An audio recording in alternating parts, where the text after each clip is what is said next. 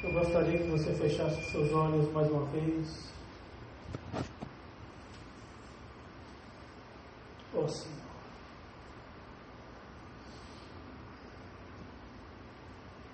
Pai amado, bendito Deus.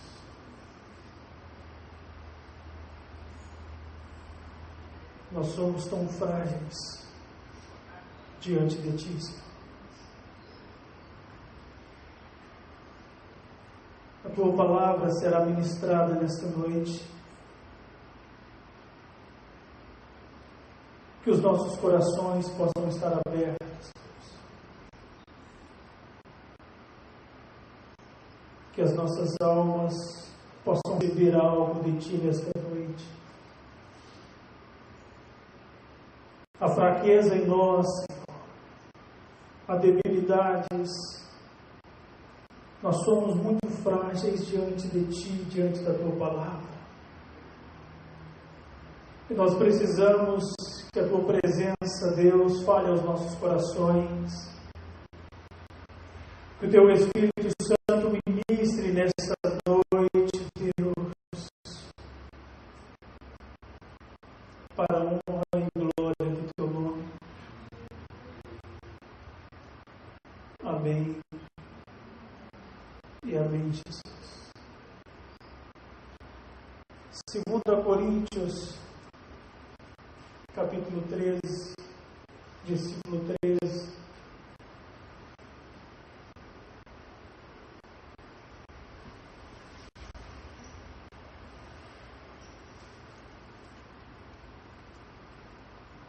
Diz assim a palavra: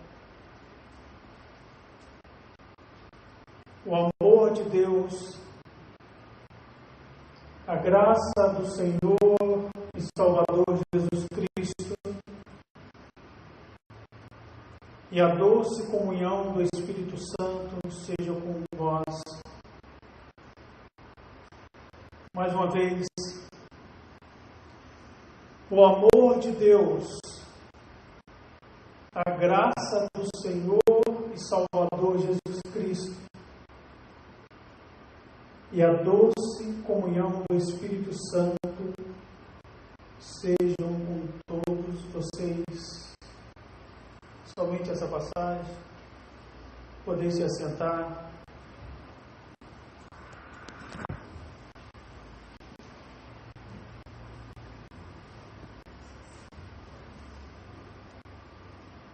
A palavra diz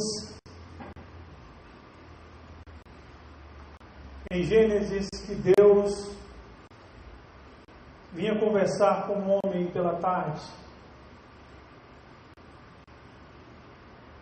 A palavra também diz que Jesus vem à terra, o Verbo se fez carne, João.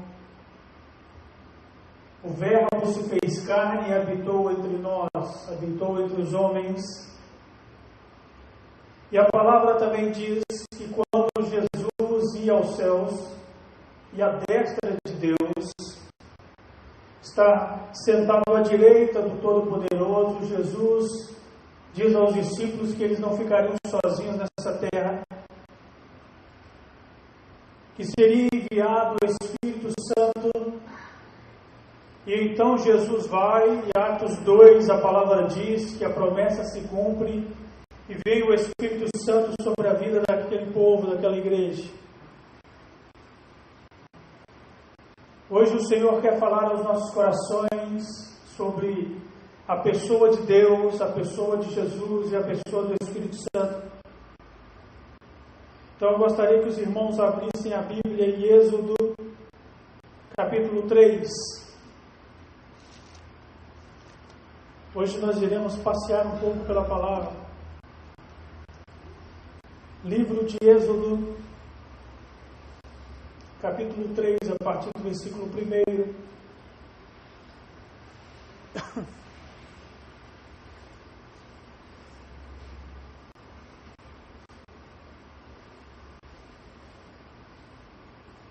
Apacentava Moisés o rebanho de Jetro, seu sogro, sacerdote de Midian. E levando o rebanho para o lado ocidental do deserto, chegou ao monte de Deus, o Horebe. apareceu-lhe o anjo do Senhor uma chama de fogo no meio de uma sarça. Moisés olhou, e eis que a sarça ardia no fogo, e a sarça não se consumia. Então disse consigo mesmo: irei para lá e verei essa grande maravilha, porque a sarça não se queima. Vendo o Senhor que ele se voltava para ver, Deus, do meio da sarça, o chamou e disse: Moisés, Moisés. E ele respondeu: eis-me aqui.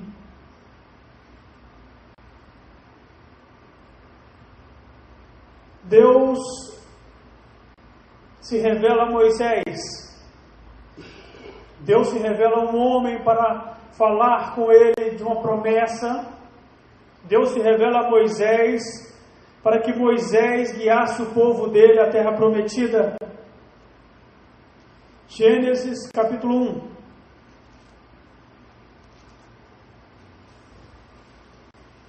No princípio criou Deus os céus e a terra estava sem forma e vazia. Havia trevas sobre a face do abismo, e o Espírito de Deus pairava por sobre as águas. Disse Deus: haja luz, e houve luz. Há muitos versículos na palavra de Deus que fala que Deus se revelava ao ser humano, que Deus dialogava com o homem, que Deus vinha em forma, que Deus, através da sua voz, quando ele chega a Samuel naquele quarto, ele chama Samuel, Samuel. O grande plano de Deus sempre foi conversar com o homem, a coroa da criação. E a palavra diz em Gênesis que quando Deus vai criar o homem, Ele diz: façamos o homem à nossa imagem, à nossa semelhança, porque não era apenas Deus que estava criando o ser humano. A palavra diz que o Verbo se fez carne, Jesus existia desde o princípio, e o Espírito Santo existia desde o princípio. Quando a palavra diz em Gênesis 2 que Deus vinha e formou o homem à sua imagem e semelhança, o Pai, o Filho e o Espírito Santo estavam formando o ser humano, e de acordo com a palavra, cada um iria agir em um período. E é por isso que Deus conversa com o homem no Antigo Testamento. No Novo Testamento, Jesus vem e caminha com o ser humano.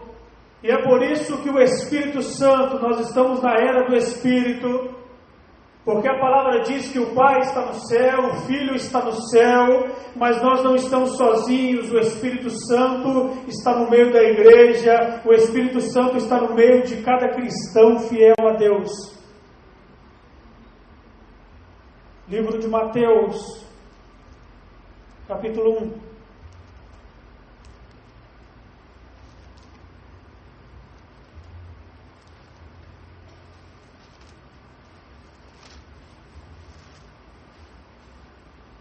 Mateus 1.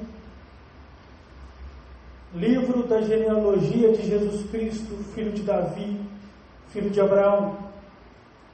E no versículo 17 diz assim: de sorte que todas as gerações, desde Abraão até Davi, são 14. Desde Davi até o exílio na Babilônia, 14. E desde o exílio da Babilônia até Cristo, 14. E nos versículos 18 e 19 fala do nascimento de Jesus, o nascimento do Salvador. Chega um momento na história, porque a palavra diz que depois do Antigo Testamento, há 400 anos de escuridão, há 400 anos onde Deus não falava com o ser humano. Há uma folha em branco do Novo Testamento para o Antigo Testamento, e os homens não ouviam a voz de Deus. Deus estava distante do seu povo. Então, nessa página em branco, que muitas vezes nós passamos por ela e percebemos nada. Ela diz numa era onde Deus não conversava, não dialogava, onde Deus não se comunicava com a nação de Israel, onde Deus não falava com o ser humano, onde o ser humano não podia ouvir a voz de Deus. E é por isso que quando Jesus vem, Jesus observa o templo, observa a religião da época, como aquela igreja, como aquele povo estava tão distante de Deus, como havia apenas fariseus, saduceus, havia apenas a letra, e a palavra diz que a letra trouxe morte àquele povo. Não havia vida. E Jesus então caminha no meio do povo. Ele liga o homem a Deus. Jesus caminha e não apenas caminha, ele começa a trazer vida. Depois daqueles 400 anos onde eles não puderam ouvir a voz de Deus, onde a Deus não falava através dos seus profetas, a palavra diz que no Novo Testamento, em Mateus, Deus levantava o profeta João Batista.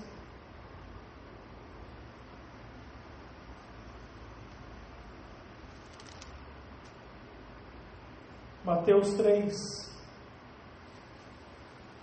Naqueles dias apareceu João Batista pregando no deserto da Judéia e dizia: arrependei-vos, porque está próximo o reino dos céus. Porque este é o referido por intermédio do profeta Isaías. Vós do que clama no deserto, preparai o caminho do Senhor e endireitai as suas veredas. Depois de um período de trevas, um período onde Deus não levantava homens para falar através deles, Deus levanta o profeta enquanto o seu filho crescia. Deus levanta um profeta, um homem de Deus. A palavra diz que na terra não houve homem como João Batista. Mas ele não era o Messias, ele era apenas uma voz, ele era apenas uma voz que clamava no deserto para dizer que o Salvador, que Deus estaria novamente com os homens. E em Mateus 12, versículo 50, diz assim: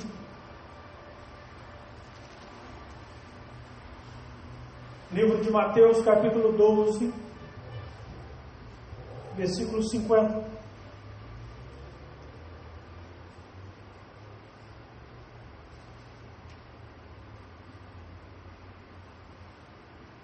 Porque qualquer que fizer a vontade do meu Pai Celeste, este é o meu irmão, irmã e mãe. Jesus estava com os discípulos, e então a mãe de Jesus manda chamá-lo. A mãe carnal de Jesus, a mãe de sangue de Jesus, Maria, manda chamá-lo. E os discípulos então dizem: a sua mãe está lá fora. E Jesus, que não era dessa terra, ele diz que a família, a sua família não era Maria, não era seus irmãos na carne, no sangue, mas a sua família era todo aquele que faz a vontade de Deus, todo aquele que segue o caminho de Deus. Este é a minha família, estes são os meus irmãos, essas são as minhas mães. Jesus estava dizendo que a família de Deus, que Deus veio restaurar essa terra, era muito mais do que a família de sangue.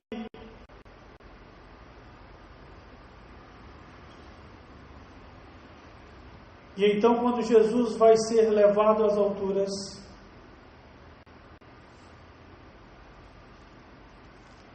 Jesus fala do Espírito Santo.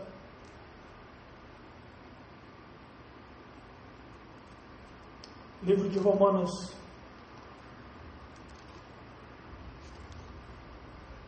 capítulo 8.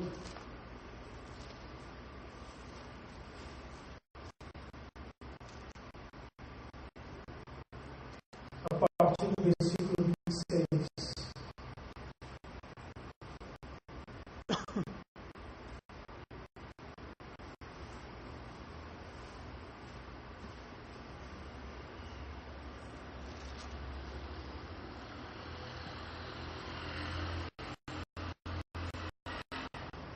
Também o Espírito semelhantemente nos assiste em nossas fraquezas, porque não sabemos orar como convém, mas o mesmo Espírito intercede por nós sobremaneira com gemidos inexprimíveis. Versículo 27. E aquele que sonda os corações sabe qual é a mente do Espírito, porque segundo a vontade de Deus é que ele intercede pelos santos. Sabemos que todas as coisas cooperam para o bem daqueles que amam a Deus, daqueles que são chamados segundo o seu propósito. 29. Porquanto aos que de antemão conheceu, também os predestinou para serem conforme a imagem do Filho, a fim de que ele seja o primogênito de muitos. Quando nós vemos as Escrituras, quando nós olhamos para o Antigo Testamento e vendo Deus agindo, quando nós olhamos para o Novo Testamento e vendo Jesus vindo ao mundo, e quando nós olhamos para a era atual, que começa em Atos 2, quando o Espírito Santo vem, nós vemos os três agindo para que o homem seja salvo. Quando Jesus começava o seu ministério, e ele só começou o ministério dele quando o Espírito Santo venha sobre a vida dele. Quando Jesus fala para os seus discípulos que eram precisos aguardar em Jerusalém, aguardar no templo em oração, esperar a promessa do Espírito, como nós precisamos do Espírito Santo em nossas vidas, para sermos uma igreja forte, uma igreja atuante, porque Deus agiu no passado, Jesus agiu no meio dos seus discípulos, Jesus agiu no meio daqueles 12, daqueles que não eram apenas 12, mas depois foram multiplicando, depois foram vindo novos homens, novos porta-voz de Deus, homens, mulheres. E nós que vivemos a era do Espírito, a era onde o Espírito Santo tem chamado homens e mulheres para esta missão, para este propósito do Evangelho, de servir a Deus.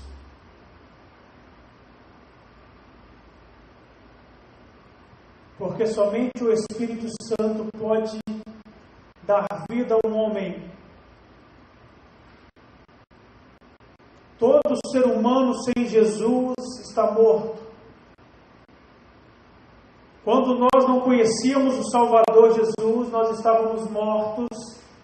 E quando o Espírito Santo vem sobre as nossas vidas, quando o Espírito Santo traz vida, quando o Espírito Santo redime a nossa alma, quando Ele nos dá um novo coração, quando Ele traz a alma de um morto à vida, quando Ele faz aquele propósito de trazer a personalidade de Deus, porque a palavra diz que o Espírito conhece, porque ele esteve com Deus e então ele vem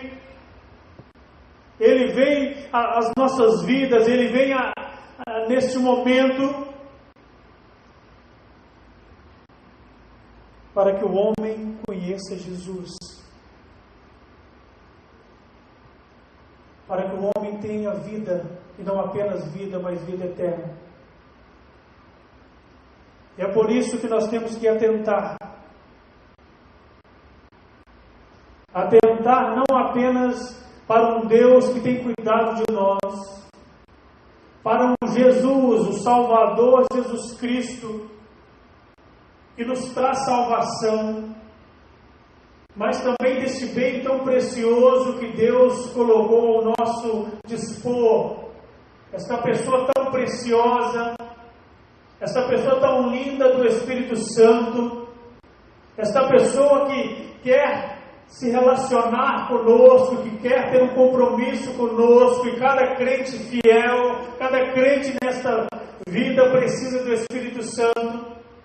Se o próprio Salvador Jesus precisou que o Espírito Santo visse para começar a sua jornada, para começar o seu ministério, para trazer vida aos homens, os apóstolos andaram com Jesus, os apóstolos viram os milagres de Jesus, mas quando Jesus é tirado deles, eles ficam medrosos, eles ficam sem direção, eles ficam sem rumo, mas Jesus havia dado uma promessa para eles, que o Espírito Santo viria.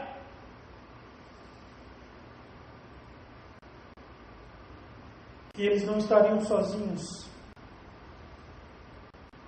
Nós não estamos sozinhos.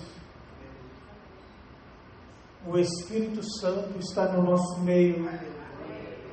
O Espírito Santo de Deus, aquele que estava pairando sobre as águas em Gênesis 1, aquele que intercede por nós com gemidos inexprimíveis, aquele que clama a Deus a nosso favor quando nós estamos desanimados, fracos. A palavra diz que nós não estamos sozinhos nessa terra.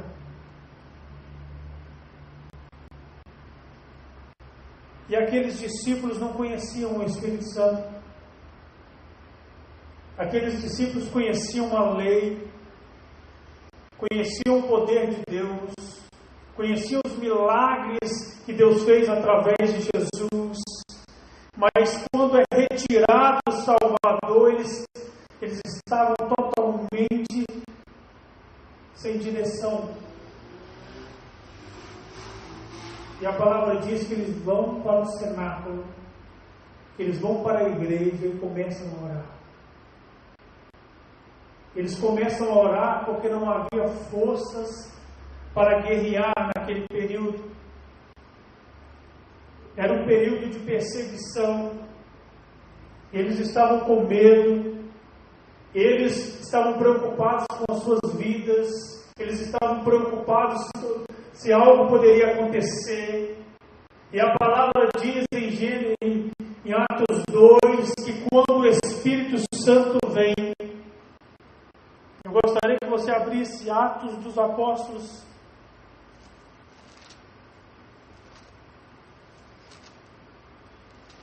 Eles não apenas receberam uma unção, eles apenas não ficaram cheios, eles apenas não receberam uma porção, não era apenas um sopro, não era apenas línguas estranhas. Eles estavam sendo tocados pela presença de Deus. Eles estavam totalmente cheios do Espírito Santo. E a palavra diz assim: ao cumprir-se o dia de Pentecostes, estavam todos reunidos no mesmo lugar. E de repente veio do céu um som, como de um vento impetuoso, e encheu toda a casa onde eles estavam sentados. E apareceram distribuídas entre eles línguas como de fogo, e pousou sobre cada um deles, e todos eles ficaram cheios do Espírito Santo, e passaram a falar em outras línguas, segundo o Espírito lhes concedia que falassem. Mas o segredo não estava apenas em outras línguas. A palavra diz lá no versículo 14... Pedro, um homem que estava com medo da sua vida, um homem que estava medroso, a palavra diz assim: então se levantou Pedro com os 11, e erguendo a voz advertiu-os nestes termos: varões judeus e todos os habitantes de Jerusalém, tomai conhecimento disso e atentai nas minhas palavras. Estes homens não estão embriagados, como vocês pensam, sendo esta a hora terceira do dia. Mas o que ocorre é o que foi dito pelo intermédio do profeta Joel: e acontecerá nos últimos dias, diz o Senhor, derramarei do meu espírito sobre toda a carne, vossos filhos e vossas filhas profetizarão, vossos jovens terão visões e sonharão, vossos velhos, versículo 37.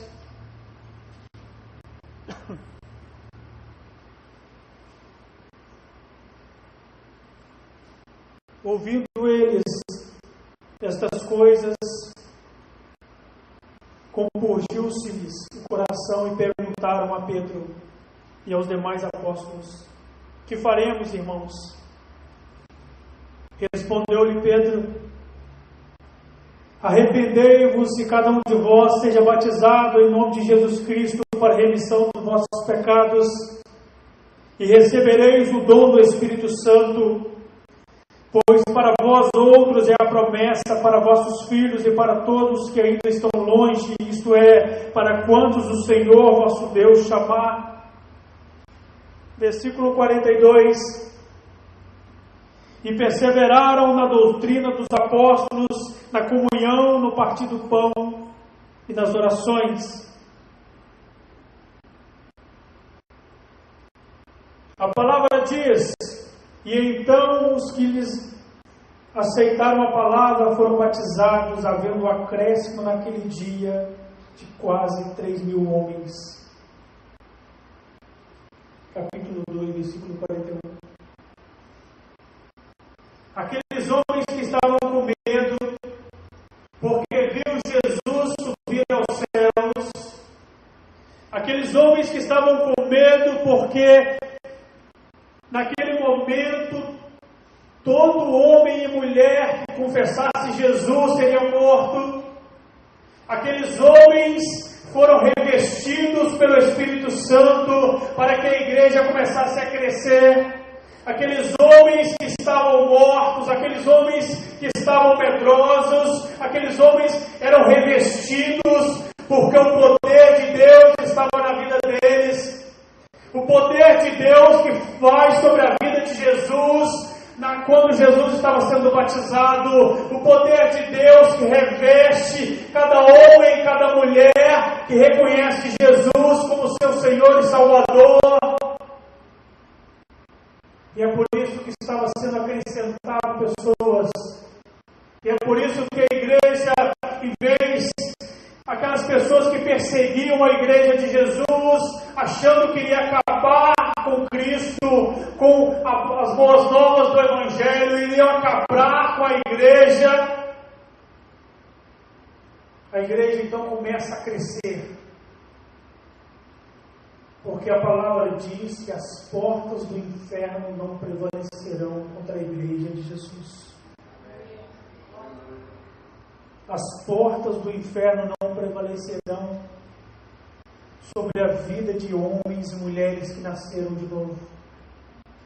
Aquele evangelho que estava sendo perseguido, homens e mulheres que estavam sendo mortos, homens e mulheres que, se dizer que criam em Jesus, eram enforcados, eram queimados. Então a igreja começa em lágrimas, e então a igreja começa em dor, começa em fogo, começa através de homens e mulheres dando a sua própria vida, para que hoje a igreja ainda permanecesse. E quando nós olhamos ao redor deste mundo, aquelas pessoas que sabem que há países onde pessoas ainda estão morrendo, dando suas vidas não por um evangelho que estava prestes a morrer, uma igreja que estava acabando, mas por uma igreja que estava forte, sendo fortalecida em meio à perseguição, em meio a lágrimas. Cada homem e cada mulher que ia sendo morto, havia novos cristãos, novos homens sendo batizados, novas pessoas fugindo daquele lugar, indo propagar o Evangelho em outros lugares, porque o Espírito Santo de Deus veio sobre a igreja de Cristo.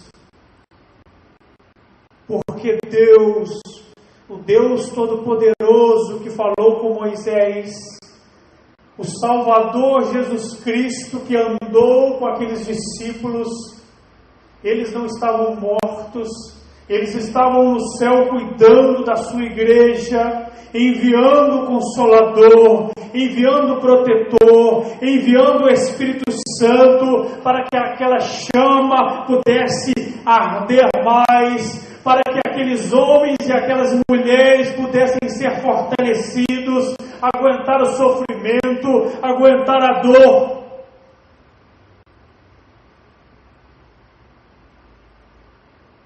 E hoje nós temos o privilégio de poder estar aqui todos os dias, quarta, domingo, sem nenhuma perseguição, sem nenhuma restrição. Mas aqueles homens do passado, quando eles estavam num ajuntamento, adorando a Cristo, adorando a Deus, homens entravam pelas portas e levavam os apóstolos, levavam os cristãos, e começava a perseguição, e começava a morte, tentando barrar o Evangelho que não seria barrado, tentando parar uma igreja que não seria parada, tentando destruir. Mas tudo aquilo que Deus faz não pode ser destruído, tudo aquilo que Deus planta não pode morrer, tudo aquilo que Deus começa terá que um dia ter tudo crescendo, não pode parar. E a palavra diz em Atos 9, eu gostaria que os irmãos abrissem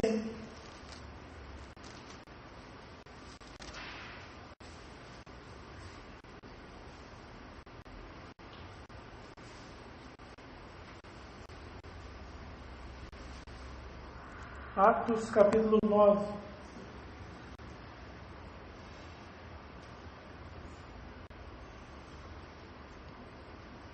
Saulo, respirando ainda ameaças e morte contra os discípulos do Senhor, dirigiu-se ao sumo sacerdote e lhe pediu cartas para as sinagogas de Damasco, a fim de que, caso achasse alguns que eram do caminho, assim homens como mulheres, os levassem presos para Jerusalém. Seguindo eles estrada fora, ao aproximar-se de Damasco, subitamente uma luz do céu brilhou ao seu redor.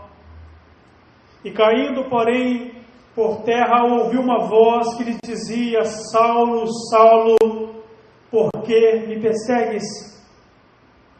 Ele respondeu: Quem és tu, Senhor? E a resposta foi: Eu sou Jesus a quem tu persegues.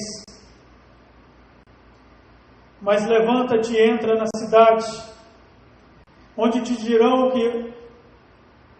o que convém fazer. E os seus companheiros de viagem pararam emudecidos, ouvindo a voz, não vendo contudo ninguém. Então se levantou Saulo da terra, e abrindo os olhos nada podia ver, e guiando pela mão, levaram para Damasco. Esteve 3 dias sem ver, durante os quais nada comeu, nem bebeu. Aquele homem que seria um dos maiores perseguidores do Evangelho, aquele homem que havia morte em seu olhar, aquele homem que não apenas perseguia, não apenas prendia, mas um homem que matava, um homem que consentia na morte dos seguidores de Jesus. Mas aquele homem não estava perseguindo apenas uma religião, ele não estava perseguindo apenas uma doutrina. Saulo não estava perseguindo apenas homens normais, mas ele estava perseguindo a igreja de Jesus, ele estava perseguindo a igreja do caminho, ele estava perseguindo a presença de Deus, ele estava perseguindo Jesus, o Salvador, aquele que redimiu a humanidade, e é por isso que aquele homem cai por terra, e ele recebe então uma nova ordem. Deus então muda o homem que estava morto, o homem que pensava em morte, o homem que pensava somente em sangue. Deus o chama para ser um porta-voz desse evangelho. Esse evangelho que não pararia de crescer. Este evangelho que não pararia aqui. E eu gostaria que você fechasse seus olhos.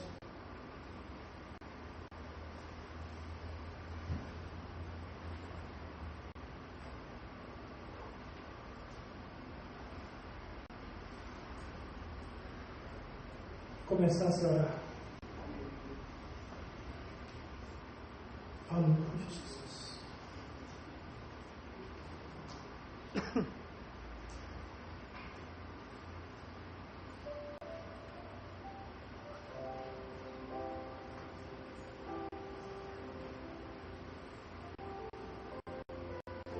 Começasse a meditar.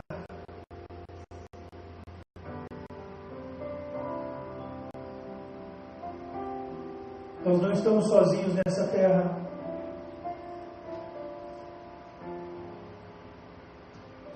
Nós não estamos correndo em vão. O Deus do Antigo Testamento, o Salvador Jesus, tem zelado pela sua igreja. Uma igreja que aos olhos humanos já era para estar morta. Uma igreja que não tinha forças para caminhar. Uma igreja cheia de homens medrosos, homens sem a direção de Deus, homens que haviam visto milagres, prodígios, maravilhas, homens como Pedro que diria: Jesus, eu te seguirei por onde você for. Eu sou forte, Jesus. Mas um homem que só entendeu o que é ser forte quando o Espírito Santo vem sobre a vida dele em Atos 2. O homem que a sua força caiu por terra para que a força de Deus pudesse estar sobre a sua vida, porque ele pudesse se levantar e pregar o Evangelho e vidas fossem restauradas.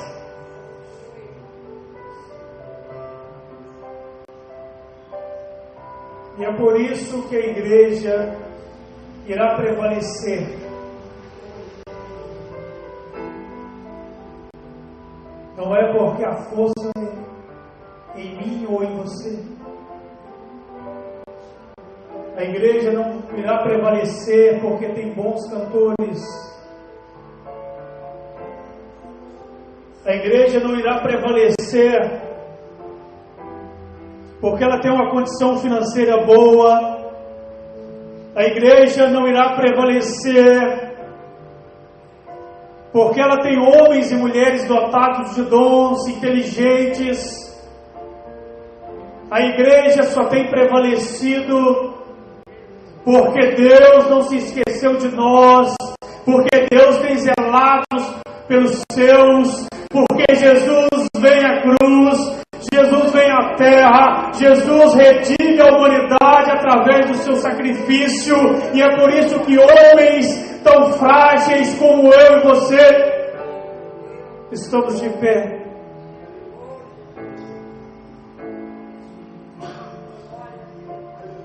E é por isso que a igreja prevaleceu em meio a perseguições.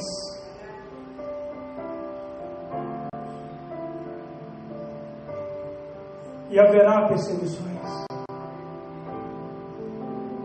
Está chegando um tempo onde nós não teremos mais essa liberdade. onde você não terá mais a liberdade de estar num templo normalmente. Haverá um tempo de perseguições, como houve no passado. Haverá um tempo onde homens e mulheres terão que decidir se querem a morte ou se querem morrer com Cristo. Onde elas terão que se decidir se elas são joio ou são trigo, ou se elas são verdadeiramente seguidores de Jesus até a morte, até a cruz. Onde você será testado, onde as perseguições irá separar o povo de Deus de homens e mulheres que não são de Deus.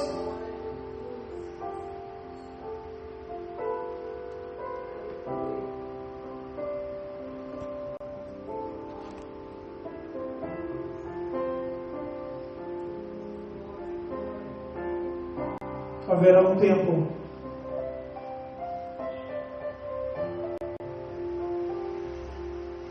onde o cristão terá que realmente ser cristão. O que estará em jogo será a sua vida, o Evangelho. E é por isso que é tempo de nós refletirmos, olharmos para trás, observarmos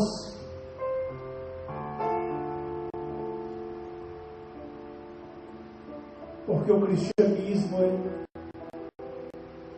é a abnegação.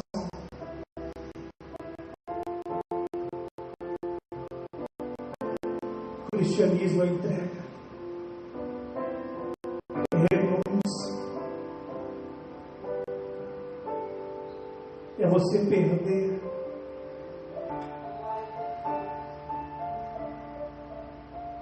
Porque o cristianismo não é apenas vida, ele é também morte.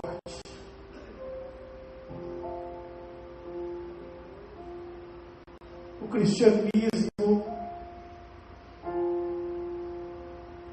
que tem sido tão banalizado, todos são cristãos, todos um dia morarão no céu. Não.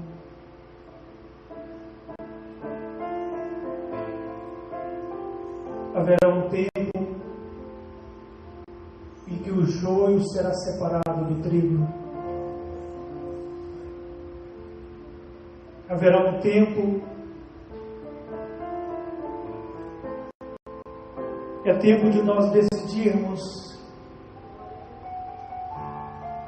porque o Evangelho é um caminho estreito, é a cruz, é a abnegação.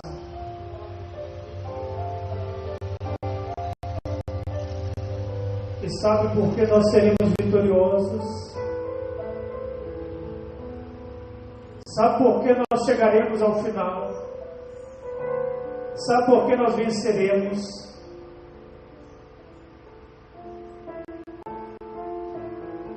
Não é porque nós somos bons, não é porque nós somos fortes, não é porque nós somos inteligentes, é porque Deus, Ele começou a boa obra e Ele há de terminá-la, Ele há de nos sustentar, Ele há de nos dar forças.